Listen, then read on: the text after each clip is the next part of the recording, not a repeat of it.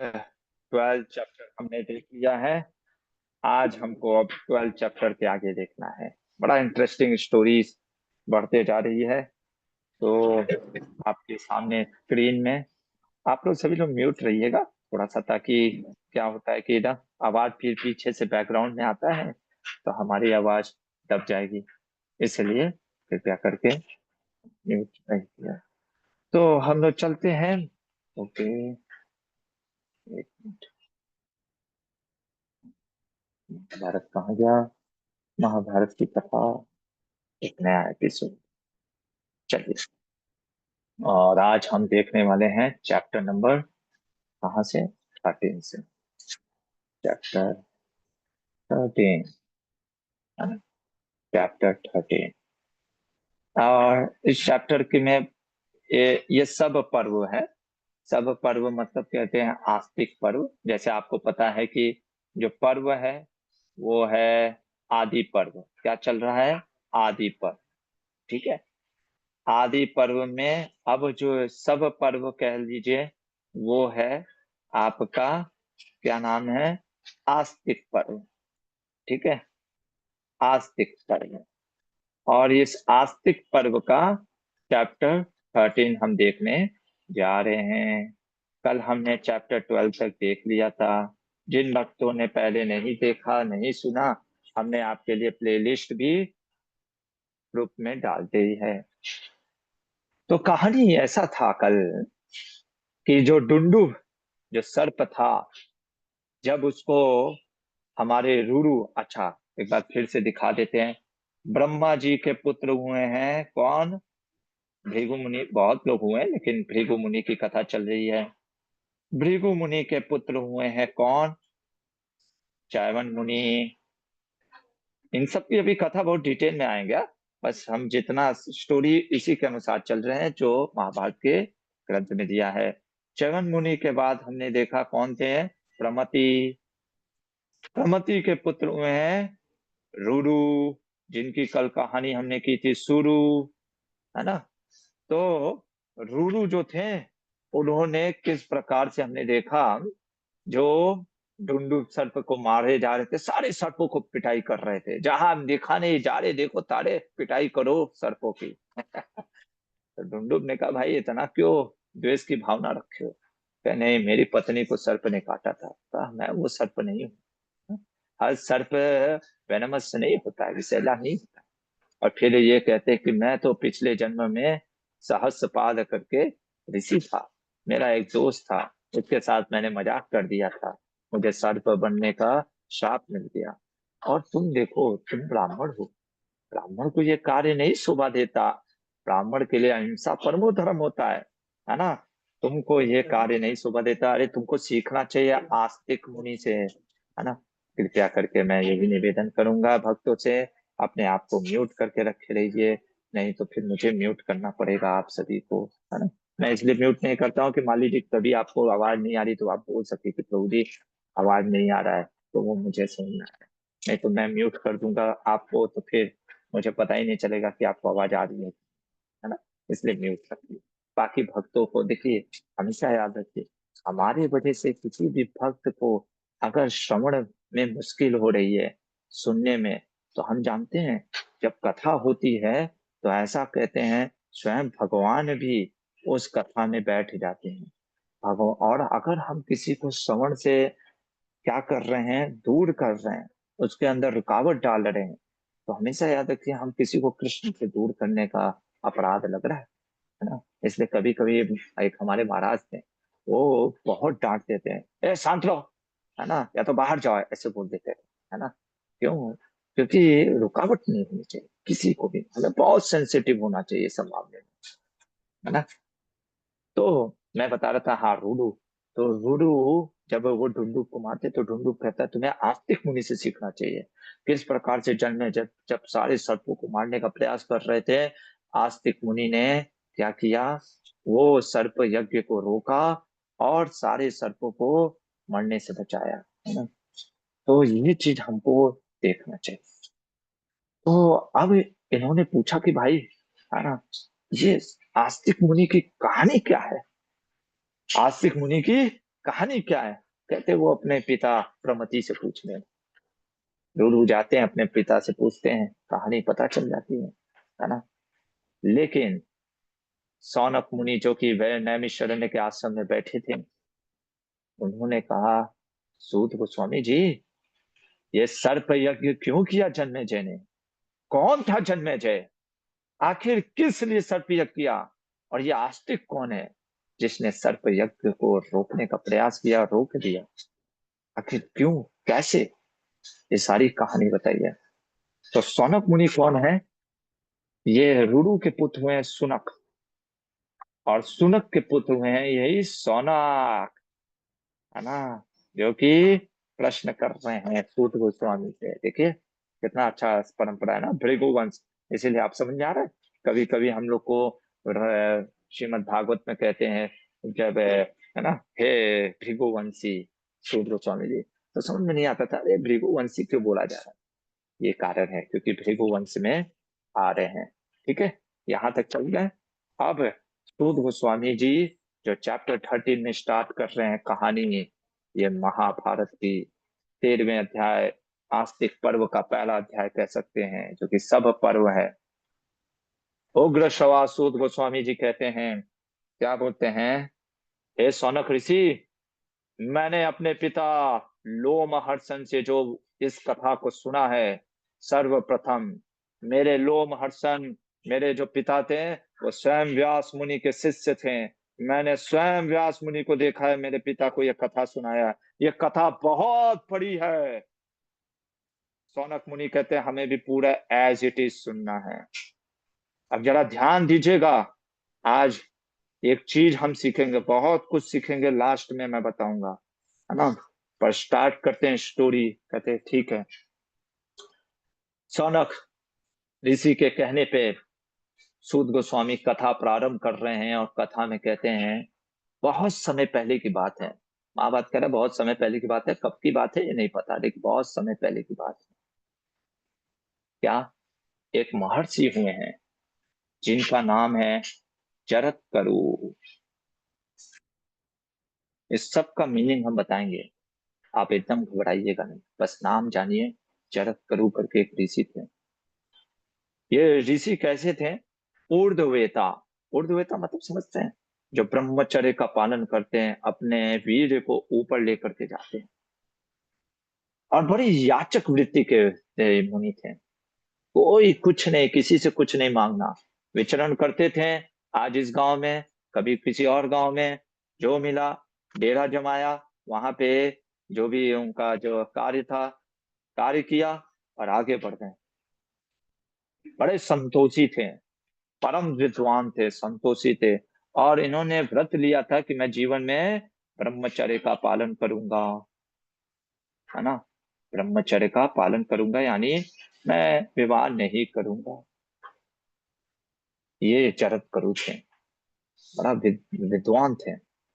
अब हुआ क्या, जब वो रास्ते में जा रहे थे, उनको एक चीज, बड़ी अजीब चीज दिखा। मैं आपको फोटो दिखाता हूँ, है ना, जिससे आपको समझ में आएगा क्या देखा उन्होंने। ये देखिए, के इसको थोड़ा सा जूम कर देते हैं। हाँ देखा आपने, अपने स्क्रीन पे देख रहे हैं ये लोग, मतलब ये थोड़ा सा एग्जैक्टली ऐसा नहीं है, पर इसका, तो ये जो आपको सामने दिख रहे हैं, ये हो गए जरत करु। जरत करु, ठीक है, जरत करु जी, ठीक है। और ये जो लोग हैं, ये जो उल्टे हुए लटके लोग हैं, है ना, ये कौन है ना, ये बड़ा विचित्र चीज है ना भाई, उल्टा आदमी लटका हुआ है, और ये बताया जा रहा है ये खस है। खस, खस समझते हो खस क्या होता है? खस का जूस भी होता है जो, अरे कूलर वूलर में खस वस लगाते हैं ना, पता नहीं। अब इतना, अब आप थोड़ा लोग, आप लोग गांव में रहिए फिर, अगर आपको ये सब चीजें नहीं पता चल पा रहा है। खस ना, क्या बोलते हैं उसको इंग्लिश में, स्टोमा कुछ बोलते हैं, पता नहीं सकती, मुझे नहीं मालूम। खस आप समझ लीजिए, है ना।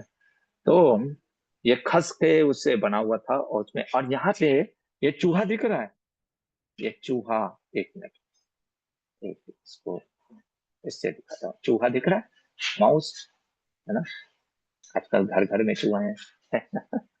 माउस। तो ये लोग कौन है ना? ये व्यक्ति जो उल्टे लटके हुए हैं, ये बड़ा आश्चर्य की बात हुई कि भाई है कौन ये लोग, है ना। और नीचे आपको दिख रहा है ये अंधा कुआं, है ना, डार्क, डार्क वेल, है ना। आखिर है क्या, क्या चल रहा है ये चीज।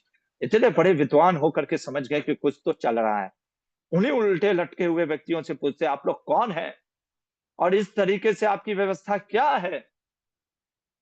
ये कहते हैं उल्टे हुए व्यक्ति, जो कहते हैं हे मुनि, हम पितर लोक के निवासी हैं, हम पितर हैं। हम इस तरीके से उल्टे हुए क्यों हैं, क्योंकि हमारा पतन होने वाला है और हम कुछ ही दिनों में इस गड्ढे में, इस डार्क वेल में गिरने वाले हैं। ये कहानी नहीं समझ में आई।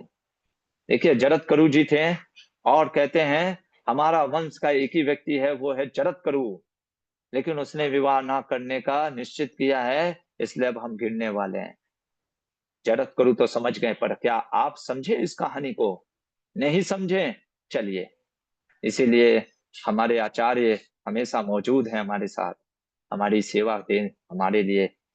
नीलकंठ चतुर्धर जी इसके बारे में, इस कहानी के बारे में पूरा डिटेल में बताते हैं। क्या बता रहे हैं? आपके स्क्रीन के सामने मैं श्लोक रख रहा हूँ। आपको श्लोक दिख रहा है? आशा करता हूँ दिख रहा होगा। नहीं दिख रहा है तो देख लीजिए। यहाँ पे देख रहे हैं? अब तो दिख रहा होगा एकदम। लिखा है वीरण स्तंभ के तृण स्तंभे अतगर्तो भूलोका ऊर्ध्वपादत्वा दो मुखत्वाभ्यम स्वर्गस्वेपि पातभ्येन व्याकुलत्वमुत्तम वीरण स्तंभो वंश सोमा मूसकः कालः। देखा आपको श्लोक, श्लोक आपको कि प्रभु जी क्या आप अपने आप को संस्कृत का विद्वान दिखाने के लिए सब बोलते हैं? नहीं, देखिए मैं एकदम नहीं दिखाने का विद्वान। मैं बस इसलिए दिखाता हूँ कि आप ये मान के चलिए कि मैं कहीं से इधर उधर अटपटे चटपटे कहानी आपको नहीं सुना रहा हूँ। मैं आपको सुना रहा हूँ जो हमारे आचार्यों ने, जो पूर्व के ऋषि मुनियों ने जो चीज लिख करके गए, वो परंपरागत तरीके से आपको बताने का प्रयास कर रहा हूँ, है ना। इसका कोई भी श्रेय मेरा नहीं है, सारे पूर्ववर्ती आचार्य और हमारे श्रील प्रभुपाद जी की कृपा है, जिसको मैं इस समझ करके आपको देखने का प्रयास कर रहा हूँ। अब मैं आपको बताता हूँ नीलकंठ चतुर्धर जी समझाना क्या चाह रहे। नीलकंठ चतुर्धर कह रहे हैं, जैसे आपने एक बार मैं आपको दिखाया था एक चीज, यदि आपको याद होगा, एक मिनट मैं इमेज आपको फिर से दिखाता हूँ, शेयर करता हूँ आपके स्क्रीन पे। ओके, तो ये स्क्रीन में गया आपका, इसको और जूम कर लेते हैं, ठीक है, जिससे कि आप और अच्छे से इसको देख सकें। ठीक है, तो चलिए, आपके स्क्रीन पे दिख रहा होगा ये 14 लोग है ना, 14 लोग। ये आपने सुना 14 लोग? ये देखिए 14 लोग आपको दिख रहा है। अच्छा, आपको नीचे दिख रहा है पताल लोक, सबसे नीचे पताल लोक दिखा आपको? पताल लोक, पताल लोक के पास है पितृलोक, जहाँ पे पितर रहते हैं, और नरक लोक। ये सब हम भागवत में भी है और ये महाभारत में भी आएगा, एकदम घबराने की बात नहीं, सब हम पढ़ेंगे, सारा चीज जानेंगे कि कहाँ क्या है। तो ये जो ये 14 भुवन, और ये अभी बात कहाँ हो रही है? अच्छा, ये धरती लोक की, ठीक है। अच्छा, तो नीलकंठ चतुर्धर जी कहते हैं ये जो गड्ढे देख रहे हो ना, ये वास्तव में है मर्तलोक। मर्तलोक मतलब ये धरती लोक, ठीक है, ये चीज है। ये जो ये लोग उल्टे लटकते हुए देख रहे हो ना, ये है पितर लोक, पितृलोक। पितर होते ना जिनको हम लोग पिंडदान करते हैं, पितर, पितरों, सुना होगा, है ना। ये पितर लोक जो हमारे पितर होते हैं, हमारे एंसेस्टर होते हैं, फोर फादर होते हैं, है ना, उनको कहा जाता है। अच्छा, ये चूहा क्या रिप्रेजेंट कर रहा है प्रभु जी? ये काल को रिप्रेजेंट कर रहा है। मूसका काला, संस्कृत में देखा था, काल मतलब टाइम, ये टाइम को रिप्रेजेंट कर रहा है। अच्छा, ये जो घास कह सकते हैं, या जो खस का ये जो बना हुआ जो ब्रांचेस है, ये ब्रांचेस किसको रिप्रेजेंट कर रहा है? ये फैमिली ट्री, मतलब हमारा वंश परंपरा होता है ना हर का, ये हमारे पूर्वज, हरे हमारा वंश परंपरा, ये फैमिली ट्री, ठीक है। इतना समझ में आया? अब बताना क्या चाह रहे हैं ये कहानी से, ये पितर लोग जानबूझ के ऐसा क्यों जरत करू को दिखा रहे हैं कि हे जरत करू, हम तुम्हारे जो पितर हैं, अब हम गिरने वाले हैं इस मर्त्यलोक में। अभी हम जो स्वर्ग लोक में भोग कर रहे थे, हम मरने वाले हैं। अब आप कहोगे प्रभु जी बढ़िया है ना, धरती लोक में आओ, भजन करो, भक्ति करो और गोलोक जाओ। देखिए, ये हर का ऐसा नहीं है कि हर कोई गोलोक जाना चाहता है, भगवान की भक्ति करना चाहता है। हर लोग, अरे देखो, जब जिंदगी में एंजॉयमेंट मिले, है ना, रुपया पैसा दौलत सब हो, स्त्री हो, सब बढ़िया से खाने पीने का हो, बहुत मुश्किल है भगवान का भक्ति करना, है ना। इसलिए कभी कभी कृष्णा जीवन में कष्ट देते हैं ताकि भगवान की भक्ति कर सकें। स्वर्ग लोक में ऐसा एंजॉयमेंट है, मैं आपको बताऊं, ये जो आपको 14 भुवन दिखाया है ना, ये भूलोक को छोड़ करके, ये जितने भूअर लोक से लेकर के ऊपर का लोक है ना, यहाँ पे कोई भी कष्ट नहीं है। एक तरीके से इतना एंजॉयमेंट है, इतना एंजॉयमेंट है, इतना एंजॉयमेंट है ना। ओह, इसीलिए जब स्वर्ग लोक से किसी को श्राप मिलता है ना, हम देखेंगे महाभारत में कई बार श्राप मिलेगा, जाओ तुम जाओ मर्त लोक में। आप कहोगे क्या प्रॉब्लम है, आ जाओ यार धरती लोक में एंजॉय करेंगे, इंदौर में आ जाओ, महाकाल का दर्शन, ओमकारेश्वर का दर्शन हो जाएगा। नहीं, वो स्वर्ग लोक में जो आनंद जो देवता भोगते हैं ना, वो कहते हैं अरे कहाँ, जैसे एक तरीके से बड़ा रिचेस्ट पर्सन, अभी कौन है रिचेस्ट पर्सन, जो भी है, इंडिया का तो रिचेस्ट शायद अंबानी जी है ना।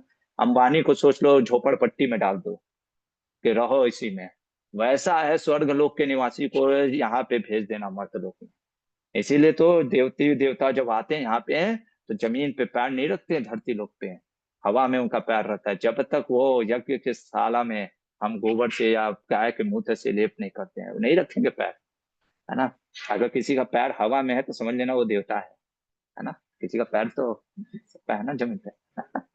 अरे देवता से ऊपर हम बनेंगे, है ना, अगर भक्ति करेंगे, भगवान के भक्त, है ना, यहाँ से भी निकल जाएंगे। खैर, तो वापस आते हैं स्टोरी में। तो ये पितरलोक को गिरने का डर है ये मर्त लोक में, कि हम गिरने वाले हैं। अच्छा भाई क्यों गिरने वाले हो, कोई पूछेगा, हाँ, क्योंकि तुम, ये जो हमारा वंश परंपरा है, ये जो घास है जिसको चूहा काट रहा है, ये खत्म होने वाला है। ये खत्म होने वाला क्यों, क्योंकि हमारा एक ही वंश था, लास्ट वारिस कहते हैं ना, जरत करो, अब तुम विवाह करोगे नहीं, समाप्त होगी। तो आप कहोगे प्रभु जी ये तो सही बात है, यानी सबको विवाह करना चाहिए, है ना। देखिए, कहानी को तोड़ मरोड़ के पेश मत करिएगा, जो कहानी में जो चीज समझाना चाहा जा रहा है वो समझने का प्रयास करेंगे, जरत करूंगा, ठीक है। एक बहुत सुंदर चीज हमको नीलकंठ चतुर्दशी सिखा रहे इस कहानी से। क्या सिखा रहे हैं, नीलकंठ चतुर्दशी कहते हैं, इस कहानी का लेसन, है ना, मैं लिख लेता हूँ लेसन। क्या लेसन सीख रहे हैं, क्योंकि कहानी तो आप लोग पढ़ सकते हैं, हाँ लेसन भी ले सकते हैं, अगर कहीं आप थोड़ा सा नीलकंठ चतुर्दशी का अगर संस्कृत का आप पढ़ सकते हैं तो बहुत अच्छी बात है। कहते हैं, जरत गुरु के कहानी से ये सिखाया जा रहा है, ये जगत जो है, ये मॉर्टल वर्ल्ड, है ना, ये मर्त मर्त लोग कहते हैं इसको, बार बार महाभारत में इसको मर्त लोग कहा जाएगा, जहाँ पे लोग मरते हैं, है ना। तो ये जो फोर फादर हैं, जो ऊपर से नीचे गिरने में आ रहे हैं, उनको फियर है ना। और जो चूहा है वो काल है ना।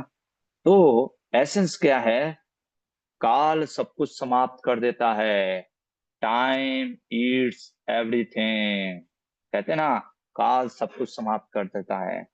और कहते हैं ये जो ब्रांचेस है, ये फैमिली, ये जैसे कहते हैं ना, लोग कहते हैं अरे हम इसके पूर्वज हैं, हम राणा प्रताप के पूर्वज हैं, पृथ्वीराज चौहान के पूर्वज हैं, हम शिवाजी के पूर्वज हैं, है ना। ऐसे लोग देखते होंगे कि ऐसे हम यहाँ मराठा हैं, है ना, हम राजपूत हैं, ऐसे हम ब्रह्म ऋषि भारद्वाज गोत्र के हैं, गोस्वामी हैं, है ना। हमारे भक्ति लाइन में भी हम नित्यानंद परिवार से हैं, हम अद्वैत परिवार से हैं।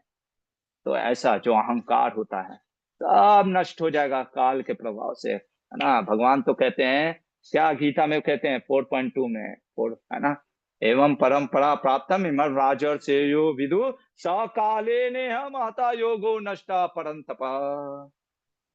महाभारत की क्लास देने का उद्देश्य मेरा यह है कि आपका गीता भी हो जाए, 4.2, है ना।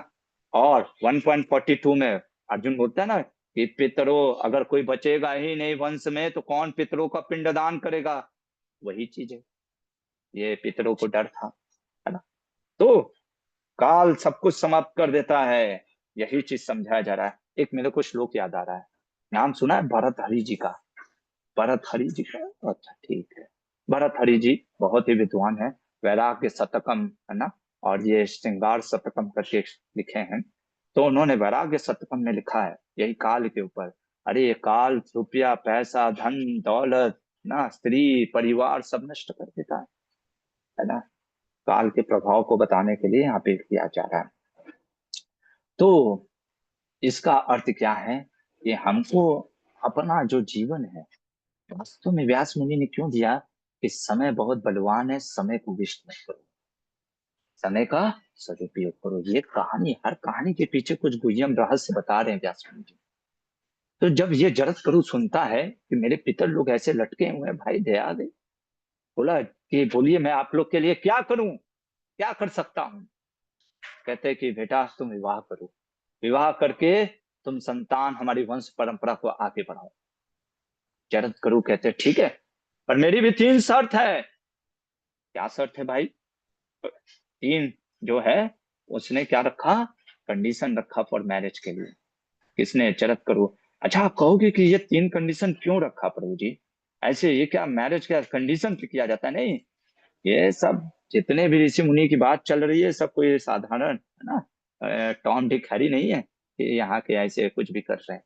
कारण क्या है? पहला कहते हैं मुझे कुंवारी स्त्री चाहिए। कुंवारी स्त्री मतलब कि ऐसा नहीं कि विवाहित है ना।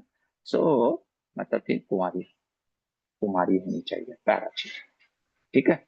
दूसरा चीज, उसका नाम मेरे नाम से होना चाहिए। अरे ये क्या बात हुई प्रभु जी? है जैसे हमारा यहाँ पे है आदित्य प्रभु, कहेगा कि अब मेरे को पत्नी वही चाहिए जो आदित्य नाम की स्त्री हो।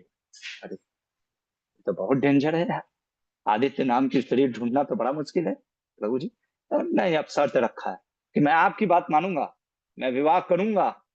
मैंने तो वचन दिया था मैं विवाह नहीं करूंगा, ब्रह्मचर्य का पालन करूंगा, लेकिन आपके पितरों की रक्षा के लिए, मैं अपने वंश परंपरा की रक्षा के लिए करूंगा। पर मेरी तीन शर्तें, पहली स्त्री कुंवारी होनी चाहिए, दूसरी मेरे नाम पे होनी चाहिए, है ना। आप कहोगे नाम से बड़ा आ सकते हैं ये लोग, है ना। नहीं नहीं ऐसा नहीं है। तो कैसी स्त्री होनी चाहिए? उसका नेम मेरे जैसा होना चाहिए, मेरा मेरा ठीक है। तीसरा चीज, मैं जाऊंगा नहीं मांगने, उसका घर परिवार का भाई बंधु खुद आकर के कहना चाहिए कि लो मेरी बहन या मेरी बेटी से शादी करो, तब मैं करूंगा, जबरदस्ती नहीं करूंगा। ये क्या बात हुई? एक तो पहले कुंवारी, चलो वो ठीक है मिल गई, दूसरा तुम्हारे नाम की, अरे ये तो बहुत मुश्किल, और तीसरा तुम जैसे भिखमंगे को कौन देगा भाई? हाँ? पूरा चरत करू जी बहुत ही तपस्वी थे। अब आप देखोगे तपस्वी लोग ना शरीर से बहुत क्षीण हो जाता है तपस्या का, बड़े दुबले पतले एकदम, है ना। वैसे तो कौन शादी करेगा? ये तो इनडायरेक्टली यही हो गया कि आपको विवाह नहीं करना है तो आपने तीन कंडीशन डाल दी है ना। नहीं ऐसा नहीं है, उसका कारण है बहुत ही। देखो नीलकंठ चतुर्दशी जी तीसरा कारण लिख देते हैं, फिर आपको कारण बताते हैं कहानी का।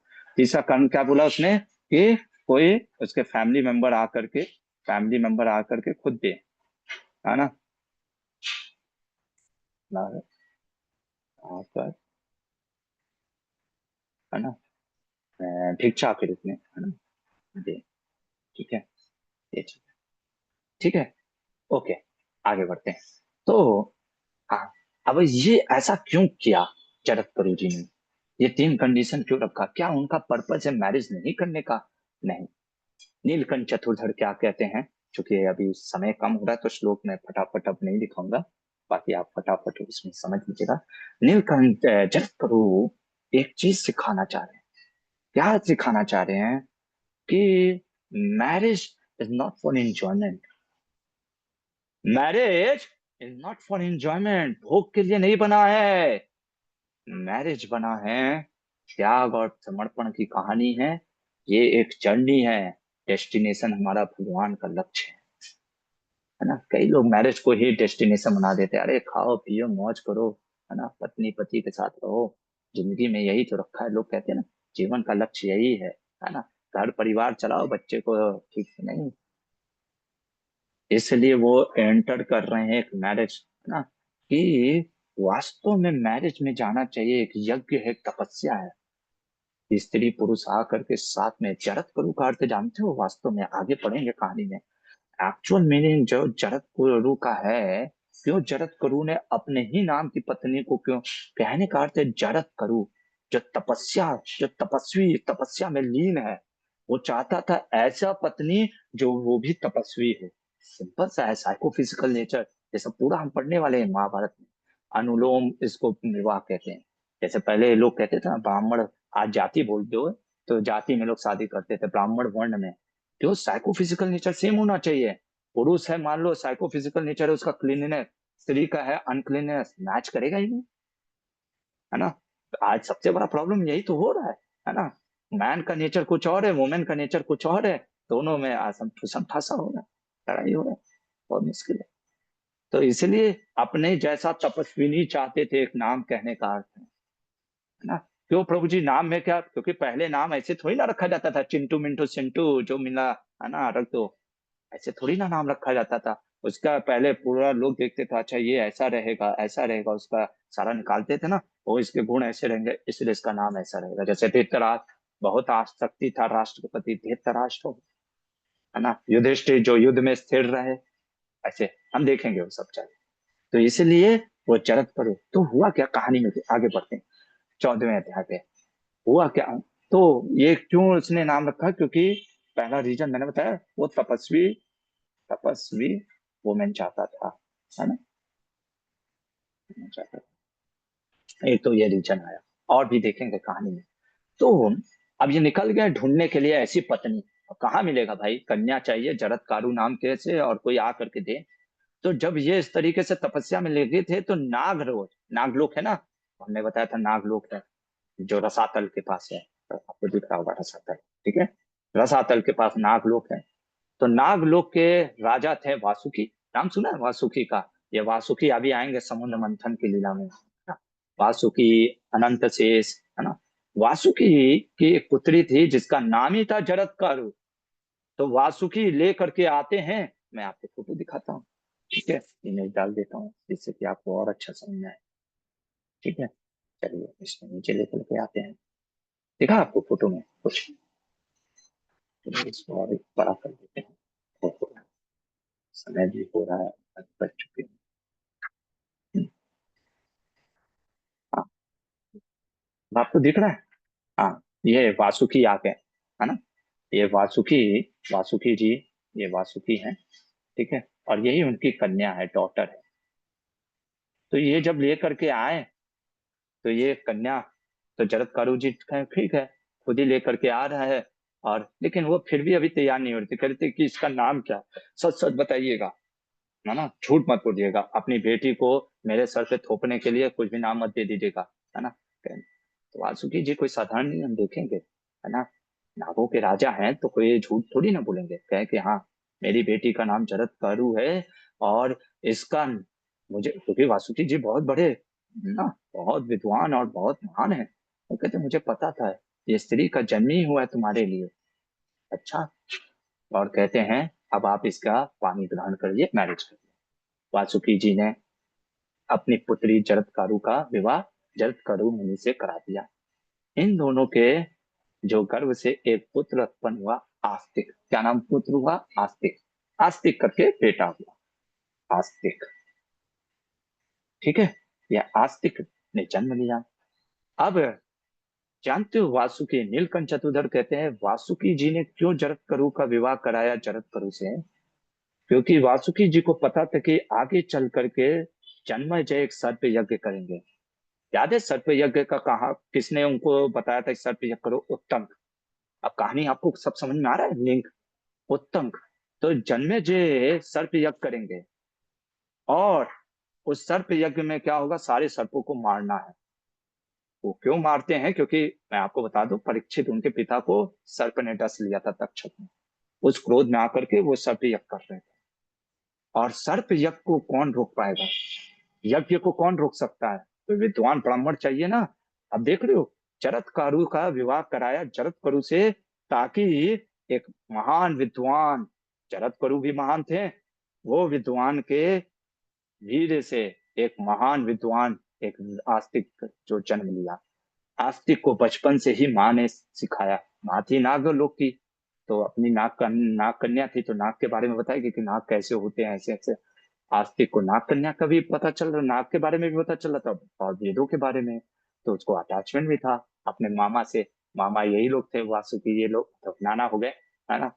तब जब इसको पता चलता है आस्तिक को कि जन्मेजय सर्प यज्ञ करने आ रहे कर रहे हैं, वो वहां पे पहुंचते हैं हस्तिनापुर में और कहते हैं जन्मेजय को रोकते हैं। और इस प्रकार आस्तिक से जन्मेजय का सर्प यज्ञ रुकता है। और क्या होता है कि ये सारे जो जरत करु हैं और ये सब अपने पितरों के साथ स्वर्ग लोग जाते हैं, है ना। लेकिन हमारे जैसे वो सौनक ऋषि नहीं बैठे थे। सौनक मुनि ने कहा आपने बड़ा फास्ट फॉरवर्ड में कहानी सुनाया, हमको डिटेल में जानना है।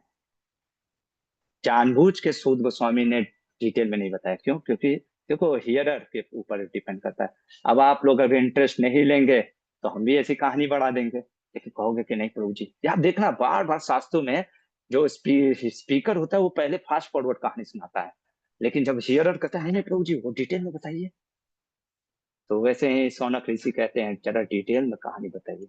अब डिटेल में कहानी चलेगा 10 चैप्टर में, 12 चैप्टर में।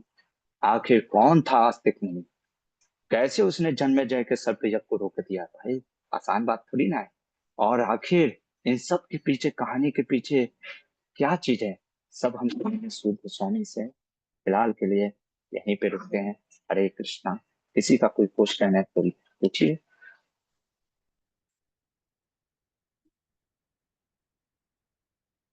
ऐसे क्वेश्चन तो नहीं होगा क्योंकि कुछ ऐसा था ही नहीं, बाकी सब आपको समझाते हैं। हाँ आज का तो